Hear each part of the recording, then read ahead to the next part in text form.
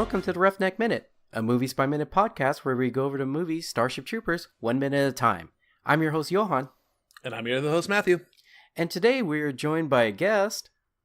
Hey, I'm their guest, Alex Thompson from Galaxy Quest Minute. Yeah, another great movie. Yeah, those of you joining us from the episodes we recorded a couple minutes ago, from the Galaxy Quest episodes, the damn bugs got Travis. So yes, welcome to the past as well too, because we're in the past. Welcome back in time. Gotta get back in time. Oh, gee. I'm good. Now I do it as well too. I do it all the time. As you Now, if we were to ever do that movie, which I doubt, because I think that's already Someone being did done. That's It's already been done. Yeah. Yep. Did they do the cartoon? No, they might have done it on their weekend edition. I know they did the ride as their grand finale. Oh, that's amazing. Ride's great. Yeah. Did any of you guys do the ride at all? Yeah, I did the ride. I did it. Was a wee lad. I actually still have my DeLorean keychain from the ride. Ah. And I love that thing. Because I stopped going to Universal after, I think it was like they just introduced Waterworld stunt show right after they did Miami Vice. So I missed the whole Back to the Future one. And then when I went to it, which was in Florida, the Simpsons ride was already there. Yeah. The Simpsons ride is fun. Yeah.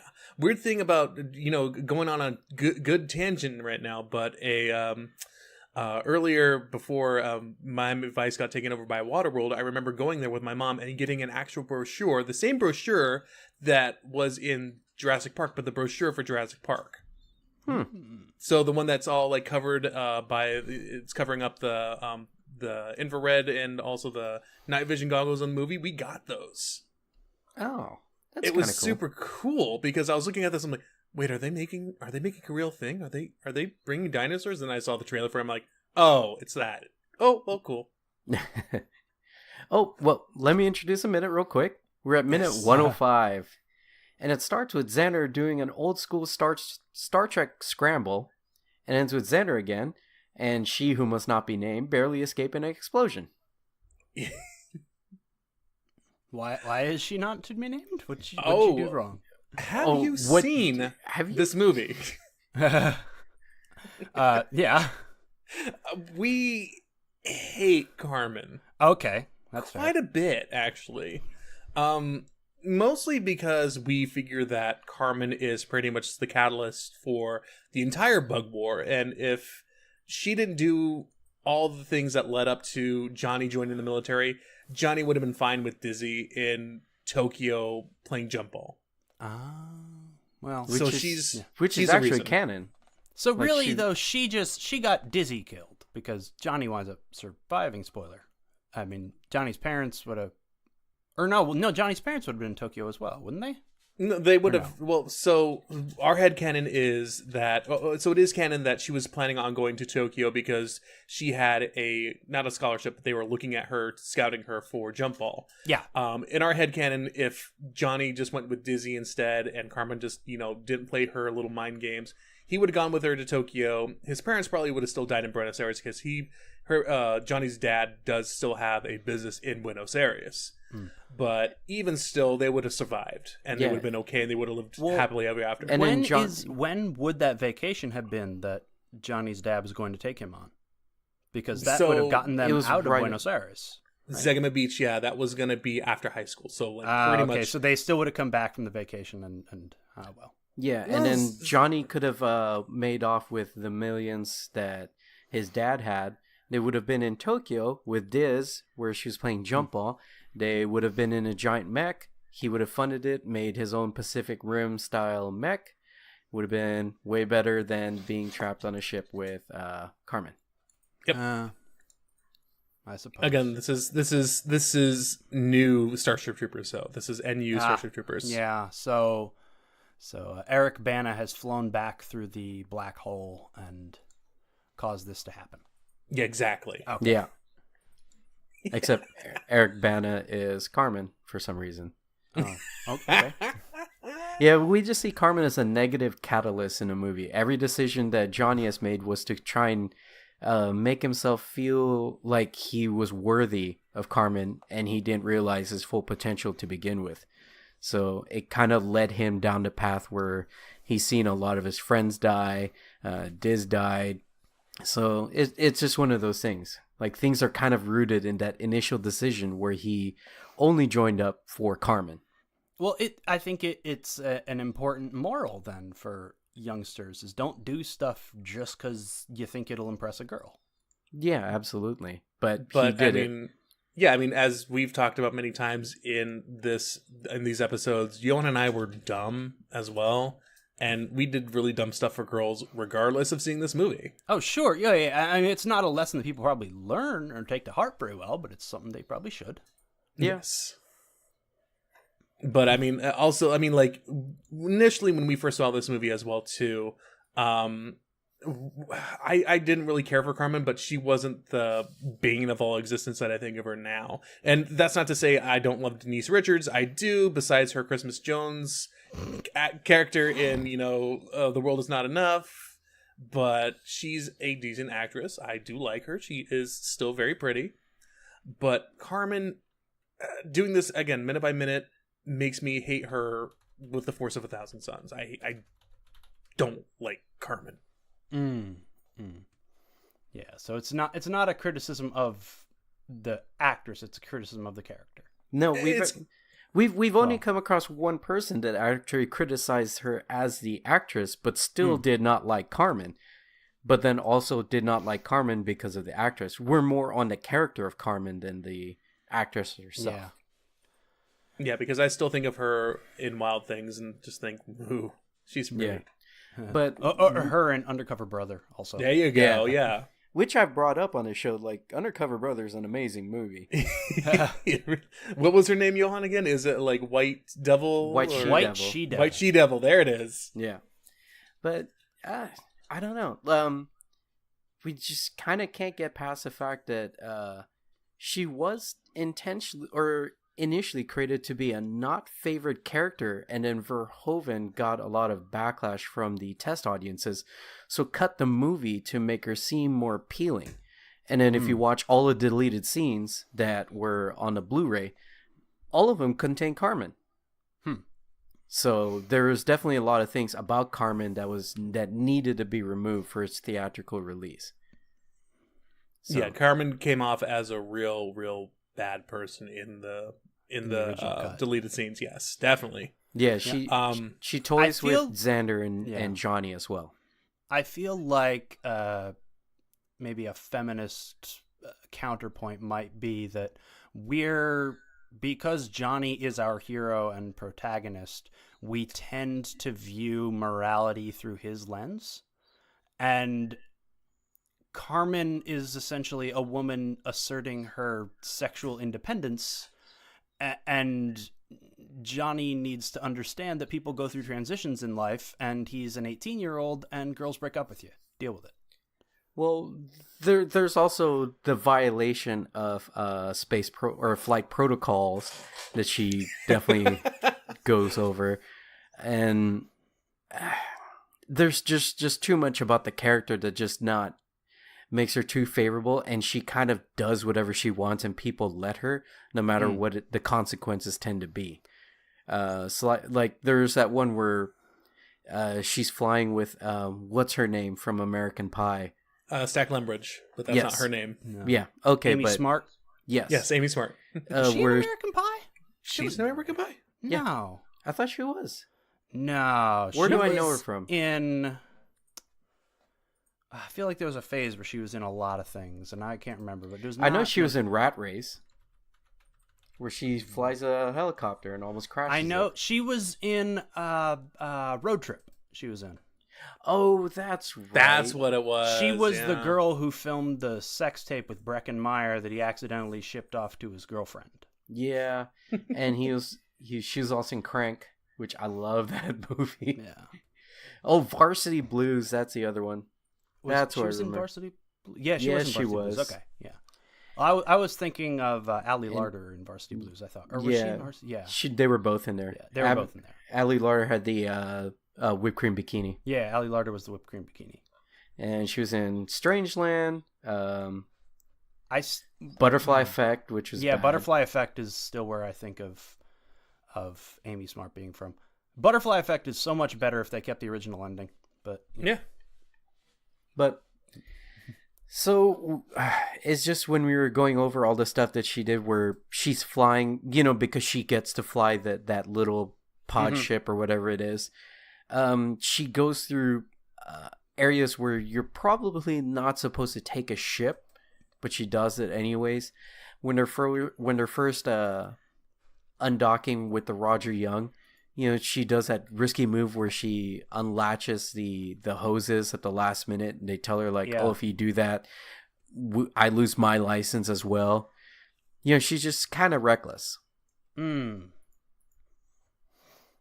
I mean, if you want to talk about strong women and their assertiveness with their sexiness, I mean, look at Dizzy. Yeah. Mm-hmm. Yeah. I mean, she's the complete polar opposite, and everyone loves her. Mm-hmm. I think it's just the thing is she's toying with Johnny, and he doesn't get it, but he does get it. It's mostly on Johnny for not saying, hey, I need to get rid of this person because she doesn't like me. She does like me. She doesn't like me. I don't like this at all. I mean, that's definitely on him for doing that. But I mean, he had other options. Yeah. I think there is also tangent off of this. Are these people supposed to be 18-ish year olds? Yeah. Yes. They are. Okay. So there is also part of me that says, to some extent, you're 18. This kind of stuff's going to happen. Get over it. Yeah. Yeah. They do the 90210 route. They get mid-20s to play 17, 18-year-olds. And then you look at Xander, who just graduated as well too, and he has laugh lines and looks like he's about 35. He's 40.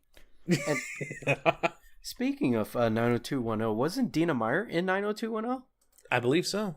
Yeah, I could have sworn that she was kind of like a girlfriend of Jason. What's his name? Well, Brandon. Yeah, she had a recurring role on 90210, according to Beverly Hills. Or 12 episodes. To Wikipedia, if I can read. Yeah, she had 12 episodes. So there's a tie-in. Yeah. They knew she could pull off a 17-year-old, so they did it one more time. Well, quote unquote, could pull off in the way that all of these people, quote unquote, can pull off a 17-year-old. Yeah. Most recently, when we did our last couple episodes with Christian, and they did the lineup with the new recruits, and the new recruits actually did look like 17, 18. Yeah. It was really daunting because, these guys are supposed to be 18, 19 years old, but then you got supposedly 14, 15, 16-year-olds, junior ROTC kids coming into the mobile infantry. So how much time is supposed to have passed during this movie then? Are these still 18, 19-year-olds, or have they grown up in this a bit in the course of this war? I would like to say months. It's been close to I think maybe it's a year and a half. Okay. Yeah, because I mean there could have been other campaigns that the Roughnecks did when before Planet P. But I mean, Johnny's first drop and all their first drop, the Willie's Wildcats' first drop is Clendathu, and that's going to be the major. I mean, who knows how long boot camp is? Sure. Whether they cut it short before the war started off. I mean, they could have been in boot camp for about 3 months beforehand, which is, I think, a usual time is about 3 months for boot. Yeah, but one of the things that makes me think it's gone on quite a while is where the Roughnecks are talking about how all their operations that they've done, and they all have been led by Razchek, which they theoretically Razchek left after Buenos Aires got destroyed.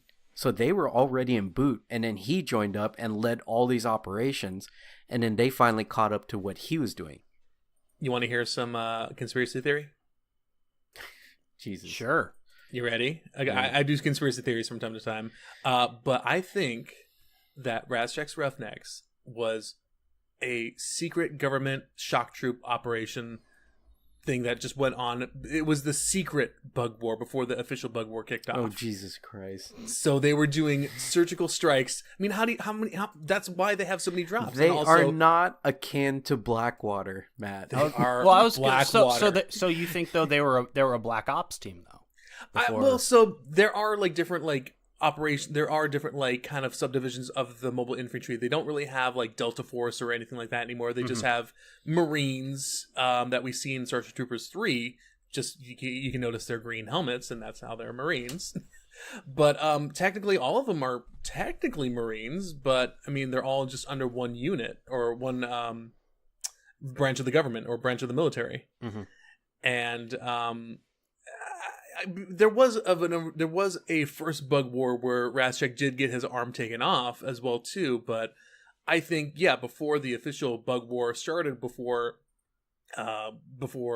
Buenos Aires got wiped off the map, there was some at least kind of skirmishes or some other operations against the bugs.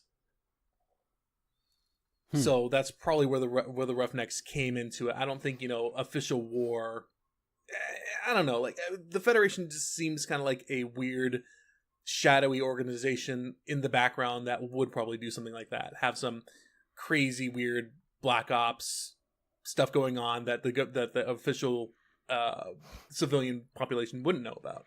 So, in this point in the future, is because everyone here that we see sounds American, even all these people who supposedly live in and are from Buenos Aires has America taken over the world? Is the Federation basically America has taken over the world and now everyone is American? Or is this just a translation convention so we don't have to try to figure out futuristic accents and language? Or, So in the commentary, Verhoeven was asked about, he said he was asked about that and how Johnny Casper was, from Buenos Aires, but he looks just like that. He basically said, well, he is technically, he is from South America, he is from Buenos Aires, but think about like what happened after World War II. Where did the Nazis go to and try to escape to? They escaped to South America, and basically implying that Casper's character was the upbringing of Nazi inbreeding, basically. Oh, so the idea is that he is of Germanic descent, but from Buenos Aires, yes. Okay. But so the Federation, because it's in the book as well too, the Federation is a multinational government that did adopt English as its official language. Now you can speak other languages, and they will accept it, but English is the general language that you use. Okay. It just makes it easier, I guess. But I mean, the book is fun. It's not Inglourious Bastards. It's not the sort of war movie where you need to have people that sound like they're from different places. Buongiorno, exactly. Yeah. Buongiorno. Dominique de Coco. I need to watch that movie again. That movie is super good. Yeah. I don't know. Honestly, whenever I watch that movie, I basically get through the first two scenes, and it's like, honestly, I'm good now. I saw the two best parts, and now I'm good now. Yeah. I mean, I gotta agree. Once it starts going towards the end, until the last few minutes in the theater, it does kind of go like you're just like, all right. Let's keep this going, the first scene with Landa is in the farmhouse is great, and the first scene with the bastards is great, and then it's kind of a little bit of a slog in the middle, and then the last couple minutes in the theater is great. Yeah. It's like that's pretty much every Tarantino movie, though. I mean, they always have like a weird second act and a weird starting of the third act, but then it picks up at the very end, kind of thing. Yeah. No, I wouldn't say every Tarantino movie. Which one? Well, the Hateful Eight, I think, was still good all the way to the end. It wasn't like super, what's it called?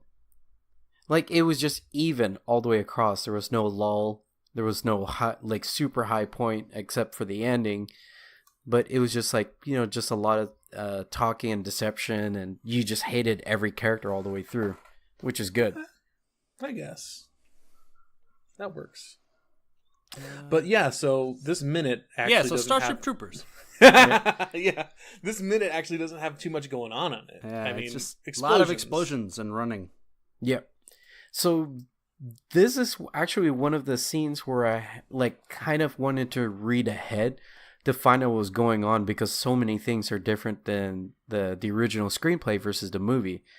As I say in the last minute, Xander is not on this ship.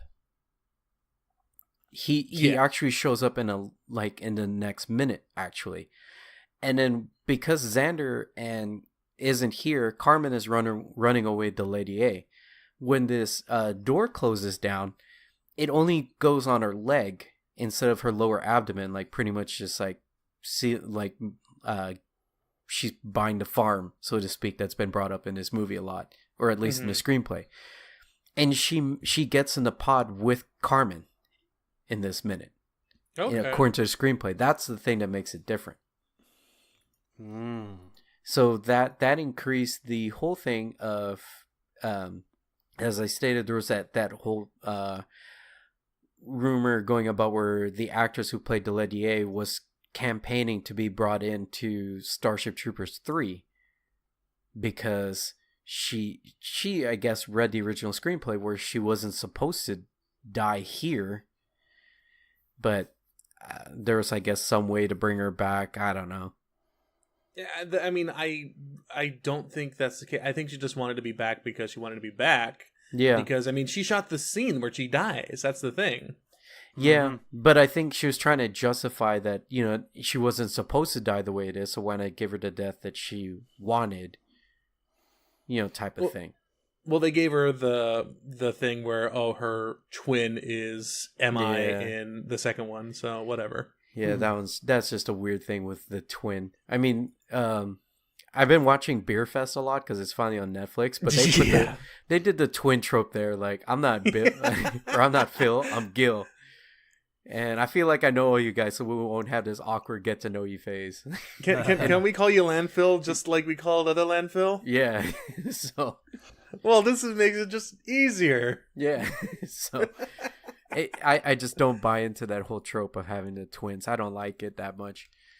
But I do notice that the actress who plays Deledier does also have that weird Star Trek scramble where she's like bouncing off, like, oh my god, like I'm falling around all over the place, and it's pretty bad.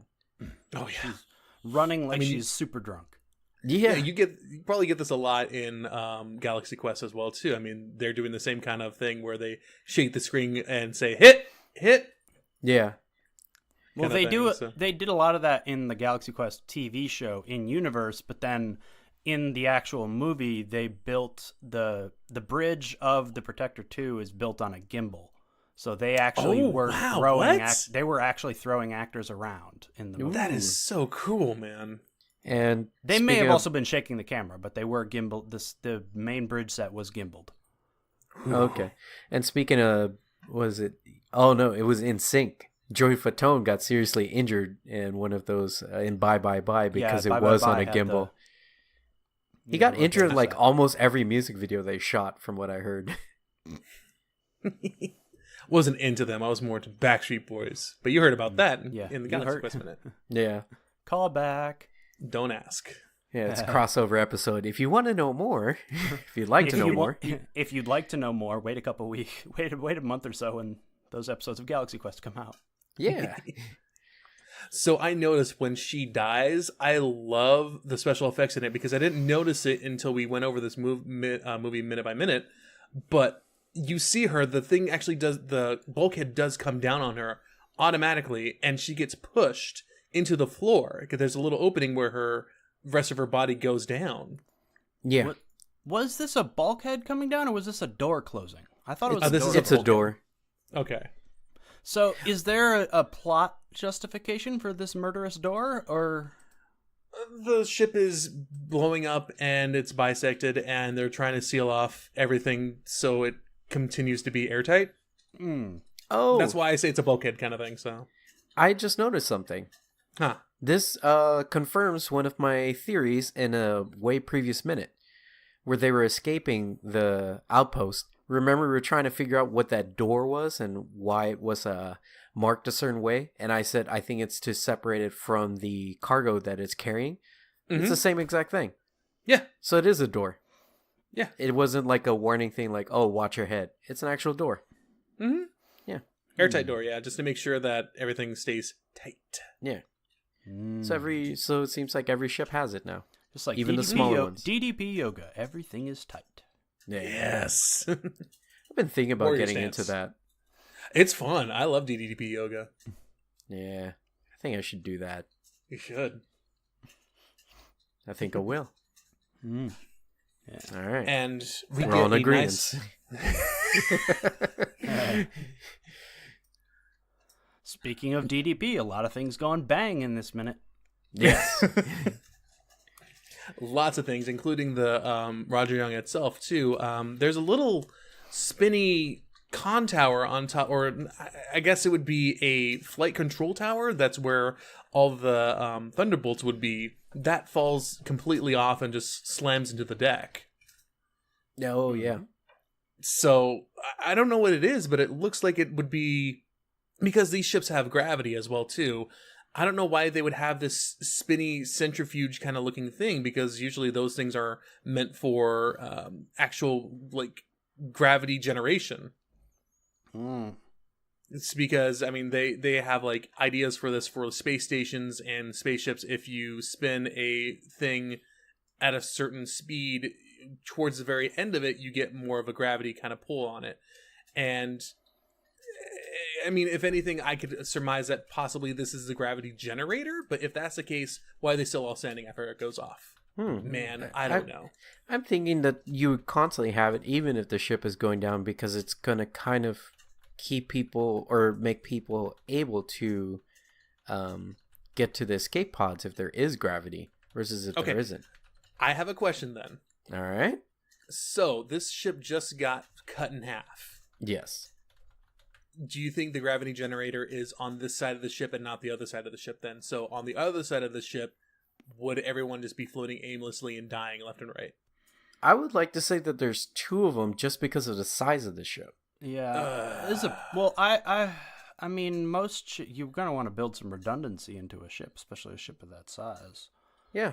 You know, if you've got to have a backup a backup system because the gravity generator is broken. Now everybody's floating, you know. I don't know. I think this it would be cool. I know they couldn't do it because of monetary and, you know, and scenes and everything like that, but it'd be super cool if the ship just got cut in half and now everyone's floating, the artificial gravity's gone. You got to get to your escape pods like this now. Yeah, but it's kind of like thinking about where you would keep the oxygen supply. I mean, I wouldn't say air supply because that's a ban. They would probably be in their quarters. Well, yeah, they'd be at the very bottom of the ship. They just got exploded. Yeah, they're gone.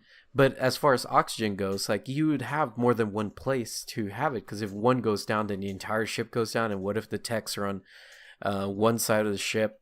You know, like stated, yeah, redundancy is a good thing.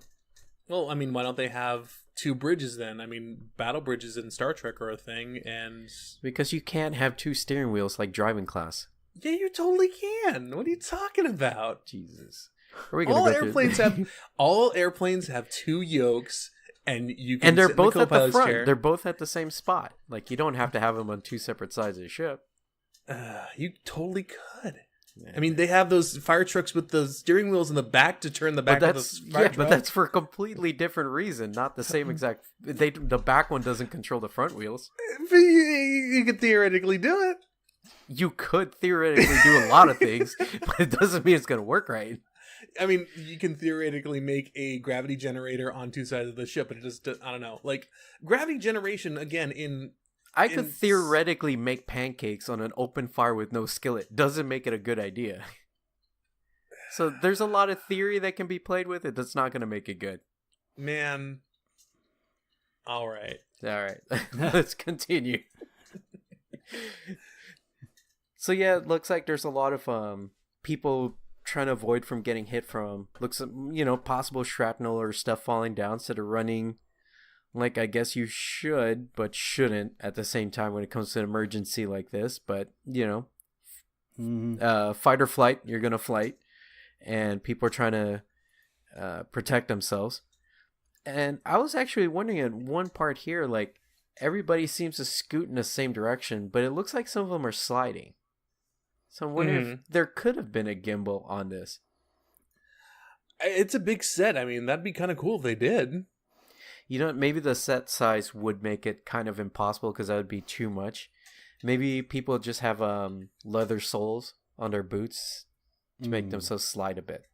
Or Verhoeven decided one day just to grease up the floor just a little bit in his kind of weird,